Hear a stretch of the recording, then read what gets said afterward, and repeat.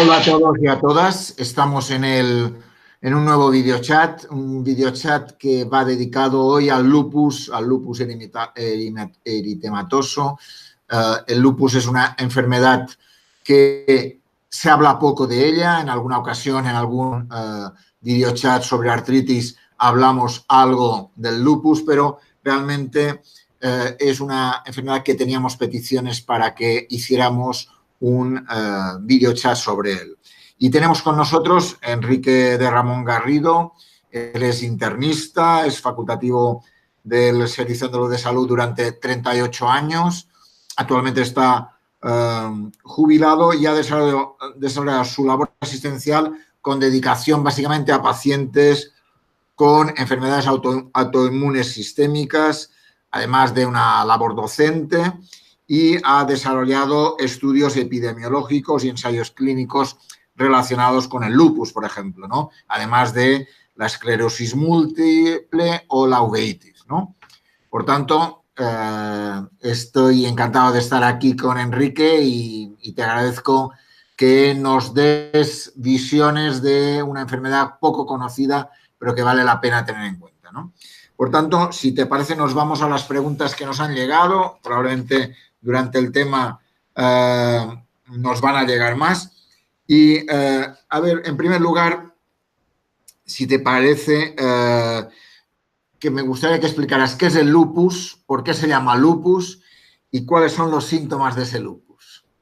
Hola, buenas tardes. Lo primero, agradeceros el solicitar mi participación en este tipo de actividades porque me parece que es una misión, una labor que hay que desarrollar y que, desde luego, en mi caso he desarrollado intensamente a lo largo de toda mi actividad profesional. Dicho esto, agradecerte a ti personalmente también el haberme llamado. Voy a responder a la pregunta que concretamente me haces. El lupus eritematoso sistémico, que es la enfermedad de la que vamos a hablar todo este tiempo, porque hay otras formas de lupus, hay otras formas de enfermedades u otras enfermedades que tienen en su nombre figura la palabra lupus. El lupus eritematoso sistémico es una enfermedad general del organismo que afecta a diferentes órganos y que es debida a órganos y sistemas, como digo, y que es debida a una activación inadecuada del sistema inmune, que normalmente es el sistema que nos defiende de las agresiones de los agentes bacterianos, víricos, en fin, de los parásitos o gérmenes que nos pueden producir infecciones, y también nos protege o controla la actividad de las células propias incorrectamente desarrolladas. Por ejemplo, como ejemplo característico, el cáncer. Como digo, el lupus entonces es una enfermedad en la que el sistema inmune se activa de forma inadecuada, ataca los órganos y sistemas propios del paciente, del sujeto, y produce enfermedad. Y produce lesión que acaba acumulándose en los diferentes órganos que hemos comentado y supone incapacidad, sufrimiento y, bueno, lo que hemos llamado siempre minusvalía para el paciente con el paso del tiempo. Y preguntas también simultáneamente qué lugares son los que se ven afectados, qué órganos o sistemas. ¿Cuáles son los síntomas del lupus? Bien, pues podemos resumir un tanto como, en primer lugar, afectación del estado general. Es muy característico en el lupus tener decaimiento, malestar general, fiebre, pérdida de apetito. También es frecuente tener alteración del sistema hematológico, es decir, anemia, tener los leucocitos bajos, las plaquetas bajas. Es muy frecuente también tener afectación articular, inflamación de las articulaciones, es decir, las estructuras que juntan los huesos del organismo, con dolor, rigidez, inflamación, malestar. También es frecuente, es una afectación bastante frecuente, la afectación del sistema nervioso, ya sea del sistema nervioso central, el cerebro, en fin, las estructuras que están en el cráneo, o incluso el sistema nervioso periférico. Es frecuente también tener afectación cardiopulmonar, El sistema que denominamos sistema retículo endotelial también se puede ver afectado, los órganos linfáticos y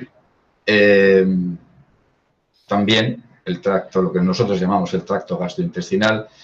Para resumir o terminar y no prolongarme, difícilmente ninguno de los órganos o sistemas del sujeto se pueden necesariamente ver libres o se ven libres de afectación de esta enfermedad. Lo cual no quiere decir que siempre todos estén afectados, sino que en unos pacientes se afectan unas partes, en unos lugares, y en otros pacientes otros. Por tanto, afectación general de diferentes órganos que generan incluso, aparte de incapacidad, sufrimiento y minusvalía, por tanto, una enfermedad que tiene una afectación más importante de la que en principio le podríamos dar, ¿no?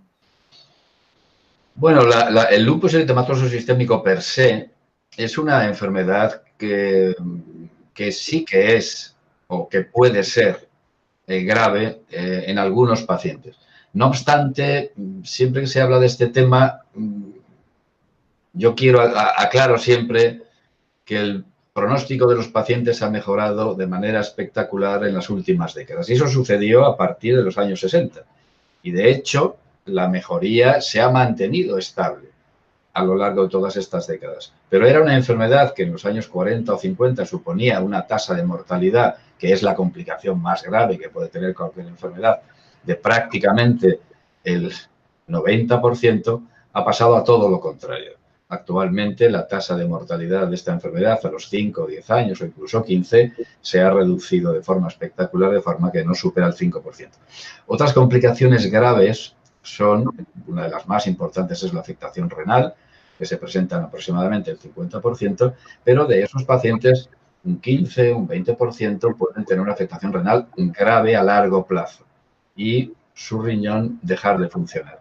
Esta situación también ha mejorado en estas décadas a las que me he referido, desde los años 60 hasta ahora. Puede haber un pequeño repunte, pero no es excesivo. Quiere decir que la enfermedad puede ser grave, pero no es grave frecuentemente. Perfecto. Muy bien. Pues, por tanto, sabemos que una enfermedad que ha mejorado mucho durante este proceso de tiempo, ¿no? Decías, desde los años 60 la mejora ha sido muy importante, de pasar del 90% de afectación a un 5% de mortalidad, vamos. Efectivamente. Muy bien. Por tanto, hablabas de alguna forma al inicio, Enrique, de diferentes tipos de lupus, ¿no? ¿Podríamos explicarnos un poco qué tipos de lupus hay?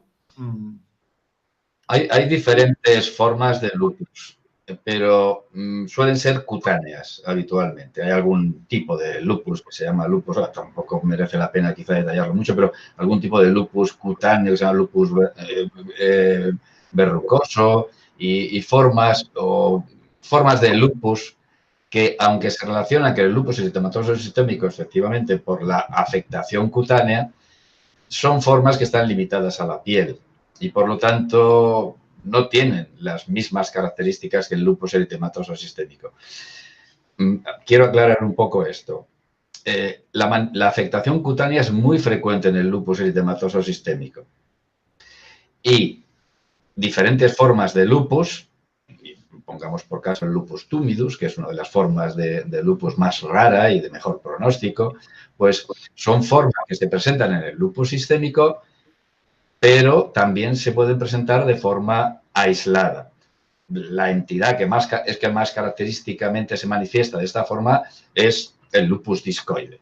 La mayoría de los pacientes que tienen lupus discoide tienen una lesión cutánea, a veces importante, pero no es una amenaza vital en absoluto. La mayoría no tienen lupus sistémico. Sin embargo, el 8% de los pacientes con lupus eritematoso sistémico tienen lesiones discoides. El 8 o el 10%. Quiere decir que en ambas direcciones se puede, digamos, plantear las otras formas de lupus de las que me has hablado. O de las que hemos hablado. Perfecto, muy bien. Ya lo has dicho básicamente, por tanto, has hablado que la mortalidad del lupus ha bajado de una forma muy importante, ¿no? Pero me gustaría que hablaros de de una cuestión, y es ¿quién tiene lupus? ¿No?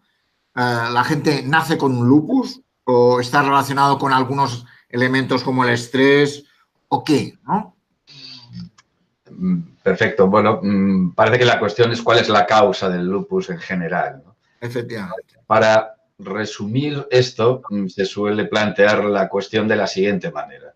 Hay 3 tipos de factores que se implican en la génesis o en el desarrollo del lupus. En primer lugar, las características genéticas del sujeto, es decir, lo heredado, lo que se llama lo heredado, a no utilizar otra jerga, lo medioambiental, factores externos que pueden ser responsables del desencadenamiento de la enfermedad, y luego el sistema inmune como, digamos, responsable principal de esa alteración. De forma que, resumiendo, en un sujeto con unas condiciones genéticas características, la mayoría de ellas o muchas de ellas relacionadas con el sistema inmune, que está genéticamente determinado, factores medioambientales, por ejemplo, y el más característico es las radiaciones solares, van a ser responsables del desarrollo de la enfermedad como tal. Numerosas infecciones, otros factores tóxicos, el propio tabaco, etcétera. En fin, hay diferentes factores medioambientales que se consideran implicados. Pero, desde luego, casi ninguno de ellos está perfectamente demostrado que sea el caso, salvo las radiaciones solares. Fármacos también están muy relacionados. Ese es una entidad, hablando de la pregunta que has hecho, lupus por fármacos, es una entidad que no es exactamente el lupus sistémico y, por lo tanto, no se corresponde con lo que estamos comentando. Por tanto, el factor causal más importante sería el tema solar. No es que sea exactamente el que nosotros tenemos conocimiento de que es y que es responsable con más claridad. Es decir, en medicina, bueno, tú lo sabes perfectamente, mejor que yo, hay factores que pueden ser responsables o pueden ser pensarse que son responsables, más que ser pensarse que son, pero que no hay una evidencia absolutamente clara de que en efecto sean los responsables de la enfermedad. Aunque el hecho de que hay una asociación, por ejemplo, entre los estrógenos y el desarrollo de enfermedades autoinmunes, indica que probablemente los estrógenos podrían ser responsables de la enfermedad. Pero las evidencias no son todos los sólidas que uno quisiera. En el caso de las radiaciones ultravioleta solares, pues hay bastantes pruebas de que en efecto están implicadas. Y cuando hablabas de medicamentos, ¿qué tipo de medicamentos pueden ayudar pueden estar relacionados? El listado es larguísimo, porque las asociaciones casuales o individuales de medicamentos con el desarrollo del lupus es numerosísima. Pero los más importantes, la clorpromacina, la hidralazina, la alfametildopa, es decir, fármacos que ya no se utilizan en la actualidad, como digo, no son trascendentes, entre comillas, no son actualmente los responsables principales del desarrollo de esta enfermedad. En principio, yo me quedaría, para concretar más, con que el lupus es una enfermedad que los médicos llamamos idiopática. Es decir, de la que no sabemos con precisión cuál es la causa exacta de que desencadena el proceso en la mayoría de los pacientes. Hay muchos estudios, fundamentalmente ahora se está trabajando mucho con la microbiota, los gérmenes que conviven con nosotros en el intestino, pero evidencias absolutamente claras no hay. Lo mismo que pasa con los aspectos genéticos. Sabemos que la concordancia entre gemelos univitelinos, de gemelos iguales de la enfermedad del lupus, no supera el 25%. Es decir, que una dotación genética exactamente igual es responsable en una cantidad menor del desarrollo de la enfermedad, de peso, de implicación en el desarrollo de la enfermedad. Muy bien. Perfecto. Perfecto. Muy bien. De todas formas, una de las cosas que nos preguntan algunos pacientes es la dificultad en diagnosticar el lupus. ¿Qué les podríamos decir? Dice, Les podemos decir que es una cosa difícil. Sí, sí, no, no. Bueno, es que es un tema muy interesante porque les podemos decir que los médicos, para diagnosticar una enfermedad, necesitamos que el paciente reúna una serie de condiciones. Y utilizamos nombres para designar a esa, digamos, estructura consolidada de manifestaciones que tiene el paciente.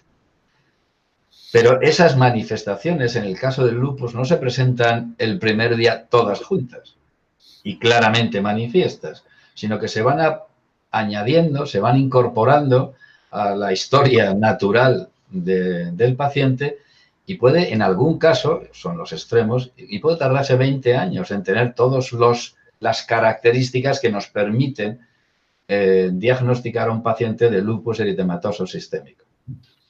Los médicos utilizamos una cosa que se llama la nomenclatura, es decir, le damos nombre a las manifestaciones de una enfermedad para que todos hablemos de lo mismo. Decimos esto es un lupus eritematoso sistémico, nos ponemos de acuerdo para llamar a una entidad, al padecimiento del enfermo de una determinada manera. Pero también necesitamos hacer investigación sobre esa enfermedad. Y para eso ya tenemos que estar más seguros todavía del diagnóstico. Eso ya supone establecer unos criterios de clasificación del paciente. Y cuando nos manejamos en la clínica, lo que hacemos es utilizar la información que nos da el paciente para poder diagnosticarle. Lo llamamos criterios de diagnóstico. En resumen, la enfermedad se presenta de forma más o menos progresiva o acumulativa de manifestaciones. Tenemos dificultades para establecer con precisión qué enfermedad es la que tiene el paciente. Y en la práctica clínica tenemos que diagnosticar al paciente para aplicarle los tratamientos. Luego esas tres cosas juntas hacen que pueda no ser tan fácil hacer el diagnóstico, pero la media de retraso de diagnóstico actualmente en una enfermedad que se produce de una forma en ocasiones tan solapada, pues puede estar entre 1 y 2 años, lo cual es un periodo que los pacientes consideran muy prolongado y nosotros también. Acelerar o acortar este tiempo o acelerar el proceso de diagnóstico no es fácil, pero con un mejor conocimiento de la enfermedad, desde luego, se podría conseguir. ¿Y qué pruebas hacéis para diagnosticar un lupus? Nos preguntan. Pues la primera cosa que hace un médico para diagnosticar un lupus en ese proceso que hemos comentado antes, en este caso en la consulta, para hacer el diagnóstico en un paciente que recibes en la consulta, es una historia clínica y una exploración. Y un paciente que tiene afectación del estado general y lesiones cutáneas características es un paciente que tiene muchos puntos para tener un lupus. Es decir, que afectación del estado general, lesiones cutáneas y algún otro órgano o sistema afectado, todo eso junto en la clínica, nos lleva a nosotros a pensar que el paciente pudiera tener un lupus. A eso le añadimos pruebas de laboratorio o de imagen, pero en principio pruebas de laboratorio. ¿Y qué prueba de laboratorio es indispensable hacer y tener por parte del paciente? Pues una que se llama anticuerpos antinucleares positivos. Es decir, un paciente con manifestaciones generales de su enfermedad, lesiones cutáneas, cuando digo manifestaciones generales me refiero a afectación multiorgánica, no me refiero a afectación del estado general que hemos mencionado al principio, sino muchos órganos, o varios órganos, más que muchos, varios órganos. Lesiones cutáneas características y autoanticuerpos del tipo de anticuerpos antinucleares, ANA, que llamamos nosotros, es un paciente que muy probablemente tendrá lupus. Tiene muchos puntos. La probabilidad que llamamos a priori es mucha. Hay un caso excepcional que es el paciente con lupus que se manifiesta exclusivamente como lesión renal. Ese paciente puede tener solo eso, pero tendrá los anticuerpos antinucleares positivos. Es decir, ¿qué información tiene el médico en la consulta para diagnosticar a alguien de lupus? Pues para diagnosticar a alguien de lupus, básicamente, lesiones cutáneas características, afectación multiorgánica, anticuerpos antinucleares y, en algún caso excepcional, la patología renal aislada. Muy bien, por tanto, ya tenemos más información. Antes hablabas del lupus ligado a medicamentos, ¿no? Y hay una pregunta que nos dicen, ¿es el lupus eritematoso inducido por medicamentos un tipo de lupus como el sistémico o el cutáneo? ¿Puede ocurrirle a cualquiera? ¿Es más común en los hombres? La respuesta a esa pregunta es, a la primera cuestión, no es el lupus sistémico, es un lupus diferente, suele ser más leve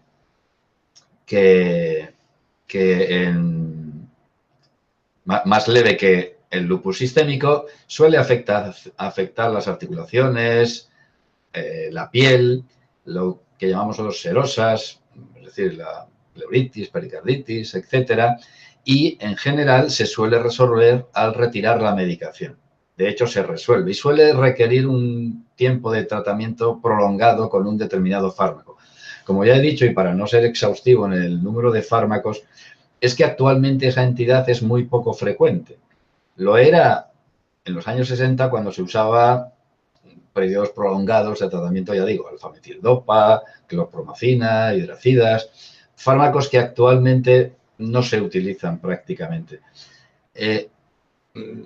Entonces, como digo, hay que diferenciarlo bien. Y, de hecho, yo puedo, con mi experiencia, que he visto muchos lupus, puedo deciros que muy poco lupus por fármacos he visto, si es que he visto alguno de verdad. Si es que he visto alguno de verdad. Se siguen publicando en la literatura. Existe, pero es una cosa rara. ¿Y es más común en los hombres? No hay una gran relación de frecuencia en varones o mujeres, como lo hay o sea, en principio sí es un poco más frecuente. Esto ha pasado algo, ¿no? No, estamos bien. Vale, no, es que lo veo a la cámara igual y quizás sea en mi ¿no? Un segundito, perdón. Estamos para nuestros oyentes, estamos en el vídeo. Pregunta Lupus, Sí. Pregunta Lupus, ya estamos hablando de lupus con el internista Enrique de Ramón, que tiene como cuenta de Twitter ederramon1, y estamos encantados de recibir sus sabias anotaciones que nos ayudan a conocer un poco más esta enfermedad autoinmune de la cual estamos hablando.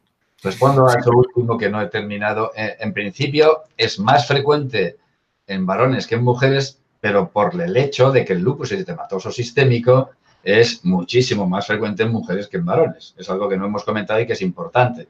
El lupus sistémico, pues 9 de cada 10 pacientes son mujeres. En la edad más tardía, en las edades más tardías, allá por los 60, 70 años, esa relación ya no es tan llamativa, ni tampoco en lo que llamamos lupus pediátrico, en la infancia, tampoco la relación es tan marcada. Pero en el periodo en el que realmente más lupus se ven, que son la treintena, la cuarentena, es mucho más frecuente en mujeres. También hay un pico mayor de desarrollo, de inicio de la enfermedad, precisamente en esa treintena, en mujeres, y en los hombres ese proceso pues, se produce más en la cuarentena o incluso a partir de los 50. Vale. Muy bien, perfecto. Ya hemos hablado de los medicamentos. Hay una pregunta, y ahora nos lo decía, que aparecen los síntomas alrededor de la treintena, decías. Suele comenzar sobre esa se dice, clásicamente se dice que es una enfermedad de mujeres en el periodo fértil de la vida, y ese es el centro del periodo fértil de la vida. Pero, a decir verdad, los pacientes que nos encontramos en la consulta, y ya de eso hace bastantes años, nosotros hicimos en su momento un registro de ámbito nacional, la edad media anda por los 40 y tantos años, en la cuarentena, cerca ya de los 50. Yo vi una publicación escandinava en la que me llamó la atención, estoy hablando de los años 80, ¿no? En la que ya ellos describían que la edad media de los pacientes estaba ya en los 40 y tantos, cuando se pensaba que era una enfermedad de chicas jóvenes, de 20 años. Y no, es un poco más tardío. Lo que pasa es que son dos conceptos diferentes. Una cosa es cuando empieza la enfermedad y otra cosa es el grupo general de pacientes que está padeciendo el proceso. Esta es una enfermedad crónica que se mantiene a lo largo de toda la vida del sujeto, con afectación más o menos importante, pero que obliga a seguir revisándolo de forma regular, y así es como lo indican las guías habitualmente o las recomendaciones. Revisiones cada 6 meses como mínimo en quien se encuentre estable. Si no tiene actividad, el proceso no está controlado, puede ser más frecuente. Muy bien. Tenemos una pregunta de una persona que nos dice que tiene un lupus diagnosticado desde hace 2 años. Dice, y no he tenido ningún periodo de remisión. ¿Es posible? Pues en principio, si ya está diagnosticado, claro, los casos individuales son un problema siempre porque son temas delicados, pero vamos a tratar de responder esta situación. En principio, pasados 2 años, y si el paciente está recibiendo un tratamiento adecuado, que suelen ser en general esteroides o glucocorticoides, vamos, o inmunosupresores, el paciente debería estar controlado. Pero insisto, imagínate que se trata de lo que nosotros llamamos, de manera coloquial, un lupito. Es decir, un paciente con lupus que no tiene gran afectación general, no tiene grandes problemas, bueno, que tiene su astenia, su decaimiento, es una de las características de la enfermedad, su malestar general, incluso a lo mejor lleva asociada a una fibromialgia, un proceso fibromiálgico. He visto que en la escuela también se ha hablado de ese tema. Ese paciente realmente puede ser difícil de desactivar, vamos a llamarlo, porque él se puede seguir sintiendo malo. Pero la actividad que nosotros medimos con escalas de medida de esta enfermedad, que el SLEDAI, el BILAG, el ECLAN, en fin, hay diferentes escalas, en esa actividad que nosotros decimos sistémica tendría pocos puntos, probablemente. O a lo mejor tiene actividad analítica nada más. Es decir, la palabra actividad, a lo mejor que él, o lo que él llama actividad, pues a lo mejor para nosotros no es exactamente eso. O a lo mejor tiene una puntuación en el SLEDAI que puede ir de 0 a 104, pues tiene una puntuación de 3. Pues sí, no es tan 0, pero tiene una baja actividad y eso no va a requerir grandes tratamientos. Pero insisto en ese punto, hay que conocer al paciente, o sea, hay que ver al paciente con más detalle, más finamente, porque si no, puede no ser fácil, aunque la respuesta es larga. Hago las respuestas largas, pero puede ser difícil. Muy bien, perfecto. Tú antes comentabas que una edad habitual en mujeres era alrededor de los 30 años, ¿no? Decía. Exacto. Y dice una de nuestras pacientes que nos ha escrito, y es si se considera un embarazo de riesgo teniendo lupus, se considera un embarazo de riesgo en ese sentido. Sí. El embarazo, sí, de nosotros regularmente, además se recomienda siempre una lúpica, aunque esté inactiva, si se queda embarazada, vaya a la consulta de alto riesgo, que es como se denomina, se denominará en todas las unidades de obstetricia y ginecología, no, de obstetricia. Se recomienda que sea seguido como un embarazo de alto riesgo. Ahora bien, aunque se describe que el lupus se activa con el embarazo, cuando se ha estudiado de verdad eso, históricamente se considera que era una cosa muy grave, pero cuando se ha estudiado bien, se ha visto que realmente lo que ocurre es que pueden producir un poco más de actividad, pero de aspectos no graves de la enfermedad. Sí que es verdad que si la paciente tiene una manifestación, una complicación del lupus importante, como puede ser la más característica, la nefritis lúpica, la afectación renal, pues hay que controlar la situación todavía mejor y bueno, como digo, tener mucho cuidado. A decir verdad, también este aspecto, el aspecto de la gestación en las pacientes lúpicas, ha mejorado mucho en estas décadas, de forma que, bueno, todos conocemos casos de gestantes que han dado a luz perfectamente y no han tenido ningún problema. Es decir, que históricamente, en los años 60 todavía, yo se lo he oído a alguna paciente decir, pero ya no pasa y no debería de pasar. A las mujeres con lupus, a las que se diagnosticaba con 20 años, se les solía decir, usted o tú ya no puedes tener un embarazo en toda tu vida, lo cual no es cierto ni por asomo. Es decir, que es algo que es planteable, posible, factible y, por lo tanto, no es razonable prohibir o indicar a las mujeres que no se queden embarazadas. Pero es un embarazo de alto riesgo, efectivamente. Vale. De todas formas, nos preguntan también, si hay algún momento más adecuado teniendo lupus para quedarse embarazada. Claro. Sí, por supuesto. El momento es cuando se lleve al menos 6 meses sin actividad y sin tratamiento. Eso es lo recomendable. Lo que ocurre que no siempre pasa.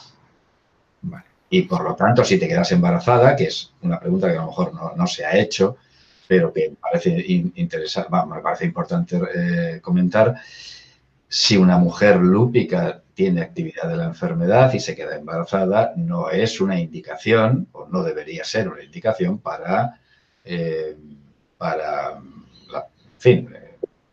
pérdida del feto, no me sale ahora mismo la palabra exacta, pero no tiene indicación de aborto terapéutico una mujer lúpica, gestante, que tiene actividad de la enfermedad.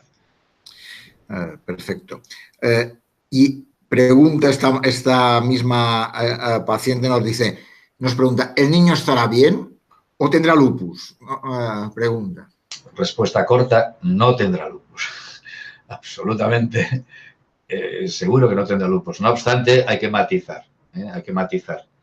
La tasa de concordancia, digamos, la tasa de coincidencia de lupus en familiares, en parientes en primer grado, es decir, padres o hijos del paciente, del sujeto con lupus, es de un 7%, 8%.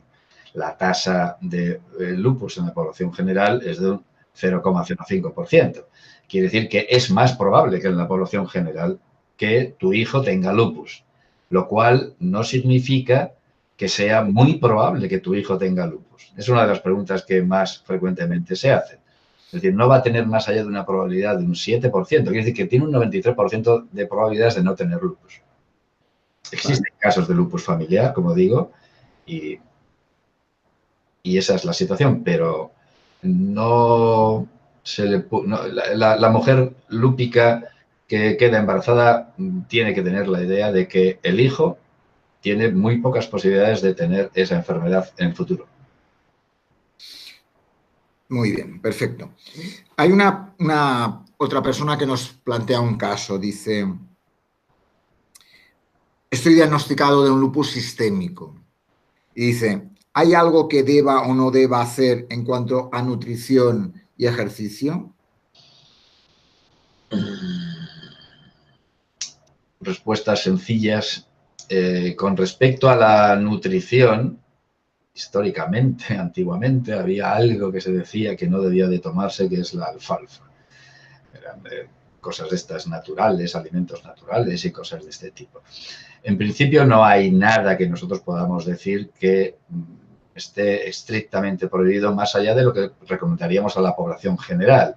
Es decir, mantener un peso corporal adecuado, distribuir las proteínas, las grasas, los hidratos de carbono y tomar las vitaminas correspondientes y hacer una alimentación igual que la población general. No hay ningún motivo para hacerlo diferente. Mantener el peso adecuado. Para eso hay que ingerir las calorías que te correspondan en función de tu peso. Y preguntas realmente, perdón, y el ejercicio, es lo que no me salía, es la siguiente pregunta. ¿Hay que hacer ejercicio? La respuesta es sí. En principio, porque eso es sano para la población general. Como todos sabemos a estas alturas, pero además porque la única intervención que parece que ha tenido resultados positivos en el tratamiento de la astenia, que es una manifestación muy frecuente en los pacientes con lupus, ha sido el ejercicio físico. Un ejercicio físico suave, moderado, no es necesario ser un atleta de alto standing, sino un ejercicio, pues eso, el equivalente a 1 hora de caminar 4 días en semana, poco más, de caminar rapidito. Eso es recomendable. Muy bien, perfecto. Hay una pregunta que nos hace una persona que nos ha enviado su caso. Dice, tengo lupus, tengo un síndrome de Sjögren y tengo SAF diagnosticado desde hace 13 años. Dice, yo tengo 47. Tomo 2 pastillas de Dolquina al día y Sintrón. Según mis analíticas y mi médico, tengo el lupus sin actividad. Y mi pregunta es, si está inactivo, ¿por qué tengo tantos dolores musculares y articulares que me obligan a no hacer vida normal y tener que tomar calmantes? Bueno, eso tiene que ver con lo que hemos comentado antes. Probablemente lo que la paciente llama actividad, estos dolores osteomusculares que describe, no es lo mismo que nosotros llamamos actividad. Llamamos actividad a, por ejemplo, la artritis. Tener inflamación articular y dolor, reposo, eso formaría parte de la puntuación de actividad. Pero tener dolores osteomusculares generalizados, pues es más difícil de achacarlo a la actividad. Como digo, la fibromialgia, o como hemos comentado un poco, la fibromialgia es una entidad que se presenta en un porcentaje relativamente alto de pacientes con lupus. Y en principio no se trata con lo mismo que se trata la actividad, vamos a poner por caso, pues esa serositis que hemos comentado antes, o una afectación del sistema nervioso, o pues una anemia importante en relación con la destrucción de los glóbulos rojos. Eso es actividad, o una nefritis, una afectación renal. Eso es actividad que nosotros tratamos con medicación para el lupus. Lo que refiere a esa paciente probablemente es otra cosa. Son dolores osteomusculares que habría que etiquetar un poquito mejor para poder, digamos, plantearnos un tratamiento diferente.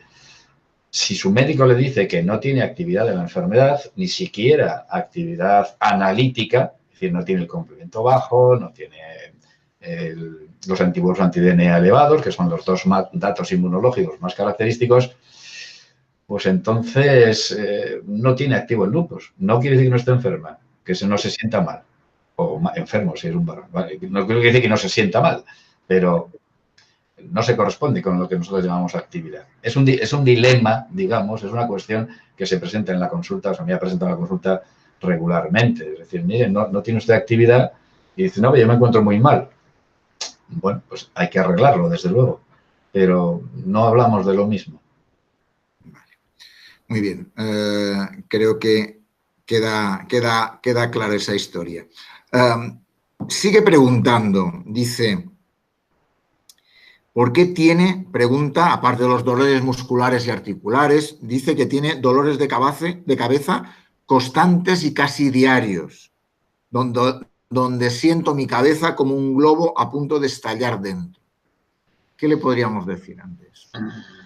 Bueno, el lupus tiene relación, hay una forma el dolores de cabeza, técnicamente se llama, o los médicos lo llamamos jaqueca o cefalea, y hay una gran variedad de formas de jaqueca o de cefalea, ¿no? O de migraña, en fin, tiene muchos términos, muchas definiciones. Lo que describes ahora probablemente es una cefalea tensional. Entidad difícil. Cuando digo tensional no se refiere a que tiene que ver con la tensión arterial, sino que tiene que ver con la contractura de la musculatura que, aunque parezca mentira, tenemos en el cráneo. Por debajo de la piel que cubre la cabeza hay músculos. Esos músculos cuando están contraídos por el estrés, por, en fin, la intranquilidad o como lo quieras llamar, producen dolor. Esa contractura produce dolor. Ese es el motivo o a lo que se achaca esa entidad que es la cefalea tensional.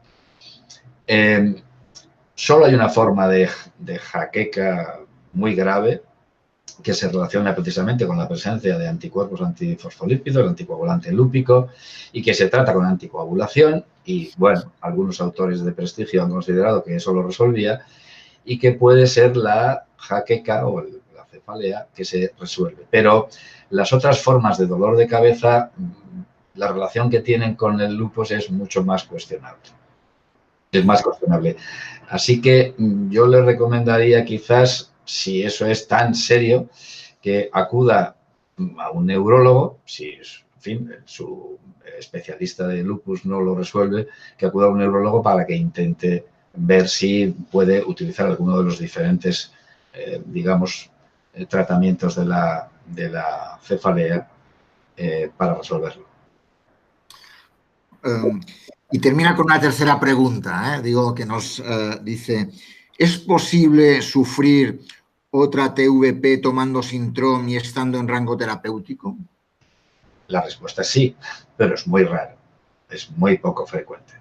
No supera el 1%, o sea, si está en rango terapéutico está en la situación razonable. ¿Que es posible sufrirla? Sí, pero es muy raro. O sea que uno debe manejarse en este tipo de situaciones como cuando la probabilidad de que algo suceda es muy escasa, tiene que ver el otro lado. La probabilidad de que no suceda es muy, muy, muy alta. Así que lo suyo es que no le va a suceder. Muy bien, perfecto. Y casi ya nos vamos a las últimas preguntas, ¿no? Tú has comentado la diferencia del lupus de los años 60 ahora, ¿no? Que ha habido un cambio muy importante en la cual la mortalidad ha disminuido de forma muy importante. Algunos lupus que se describen en la literatura no son muy vistos en estos momentos, ligados a algunos medicamentos. De alguna forma has marcado una diferencia muy importante en cómo ha evolucionado el lupus. Entonces preguntan qué se está investigando hoy sobre el lupus. Bueno, la última vez que yo revisé eso, hay una base de datos en fin, disponible que se llama Medline, a través del PubMed, en el que yo revisé hace ya algún tiempo, tanto en experimentación animal como humana, el número de referencias que se publicaban, que se habían publicado del lupus, o comparándola con el número de referencias que se habían publicado sobre artritis reumatoide, que es una enfermedad pues no menos de 20 veces más frecuente que el lupus en nuestro entorno y en otros también, ¿no? Digo, no menos que eso. Bien, pues de lupus se habían publicado en ese momento, yo recuerdo, y creo que el número no es erróneo, unas 25.000 referencias entonces, desde hace algún tiempo. Y de artritis reumatoide unas 50.000. Es decir, que una enfermedad mucho más frecuente solo tiene el doble de estudio. Quiere decirse que se investiga y mucho. Se investiga en profundidad, tanto investigación básica como investigación, digamos, aplicada, clínica y investigación epidemiológica. Lo que no lo hemos comentado aquí, pero ¿cuántos pacientes con lupus hay en este país o en otros países? ¿Por qué aquí hay más o menos que en otros sitios? ¿En qué época, en qué edad se manifiesta? En fin, todo esto, investigación epidemiológica, como digo. Se investiga y mucho. Muy bien. Y una última pregunta. ¿Cuándo tendrá cura? Bueno, mi conocimiento del tema no es suficiente como para poder responder a eso.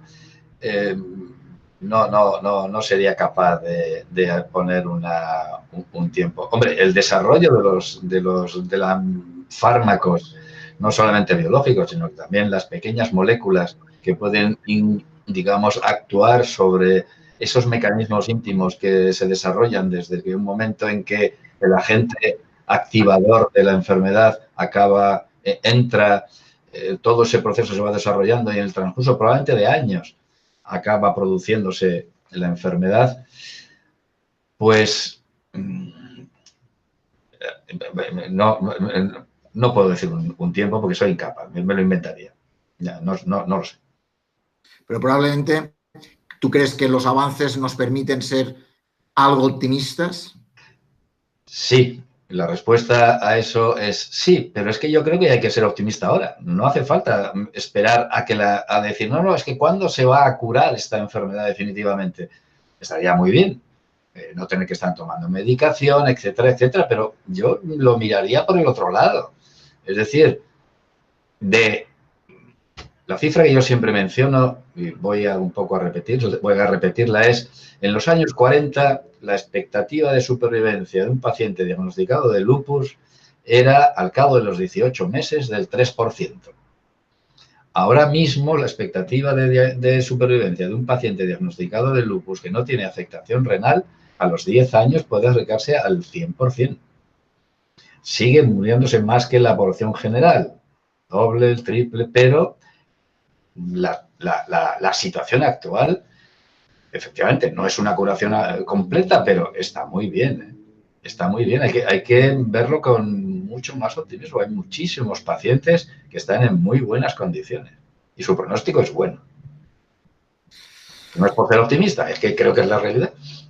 Muy bien, pues nada, yo creo que has dado muchas claves, nos has dado una visión del lupus, de esa enfermedad autoinmune en la cual se ha avanzado mucho durante los últimos 50 o 60 años, que le ha dado un vuelco a cuál es el abordaje de la enfermedad, con lo cual no quiere decir que tiene una serie de síntomas que afectan a diferentes órganos del cuerpo, en donde el riñón diríamos que sería uno de los órganos con mayor afectación, diríamos, o que hay que tener bien controlado y que probablemente ante eso hay que ser optimistas de cara al futuro y de cara al presente, ¿no? Como has dicho tú, ¿no? Exacto. Sí, yo creo que lo has resumido perfectamente. Y es una entidad que, en efecto, con el tiempo acabará resolviendo, pero como otras muchas, ¿no? Muy bien, pues no sé si quieres añadir algo más o que quieras comentar algo más. Bueno, desde mi punto de vista personal, yo lo que quiero comentar, me gustaría comentarle a los pacientes que realmente yo creo que en principio la atención que reciben es, aunque en algunos casos ellos no vean resueltos todos sus problemas, como este caso que has comentado, ¿por qué sigo encontrándome mal? Aunque en efecto haya ciertos minusvalías para el paciente, es que la atención general de los pacientes es bastante buena y, lógicamente, en el futuro se esperará que mejore también. Pues muchísimas gracias, Enrique, por estar con nosotros, por dedicarnos tu tiempo, por darnos claves para esta enfermedad autoinmune, en la cual muchos pacientes sufren y en ese sentido quieren tener más información para poder abordarla, tener en cuenta cuáles son los aspectos que ellos pueden aportar en esa enfermedad que, como tú has dicho muy bien, ha cambiado radicalmente en los últimos 60 años. Muchísimas gracias por estar con nosotros y te esperamos en otra ocasión para hablar de lupus o de alguna otra de las enfermedades que tú has sido profesional referente en ellas. Sí, perfecto. Muchas gracias a vosotros y a vuestra disposición. Yo estoy encantado de participar en este tipo y lo he hecho toda la vida y me gustaría seguir haciéndolo, desde luego. Muy bien, pues nada, pues pregunta Lupus en Twitter y en la web de la Escuela de Pacientes podéis encontrar este mismo vídeo en la cual podéis seguir escuchando las respuestas del doctor Enrique de Ramón. Muchísimas gracias y hasta otra. Adiós. Adiós.